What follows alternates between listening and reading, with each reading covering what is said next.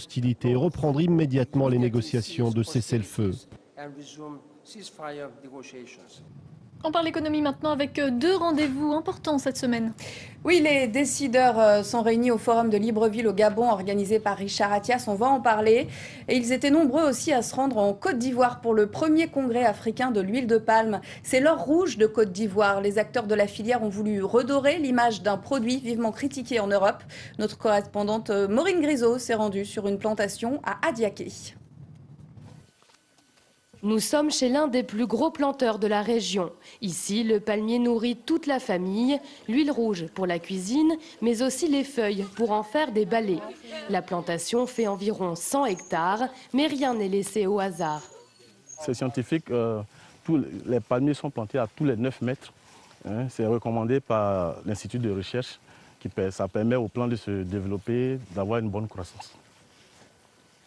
Boti Conan fait ce métier depuis bientôt 30 ans. Il ne comprend pas les critiques émises en France contre son huile. D'abord, c'est très bien pour la vision. Donc aujourd'hui, la campagne qu'on mène, c'est une campagne d'intoxication. Sinon, réellement, l'huile de palme, il n'y a rien de tel, moi je pense. Puisque j'en consomme la sauce et puis j'en consomme un peu l'huile raffinée. La technique pour récupérer les régimes est artisanale. On assure que tout est naturel. Il y a la vitamine A dedans. Il y a la vitamine E dedans. Ensuite, il y a la matière grasse.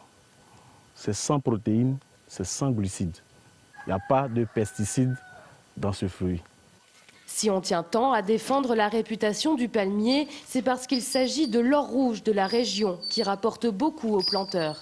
La moyenne sur l'année, on peut estimer à peu près 901 millions par mois.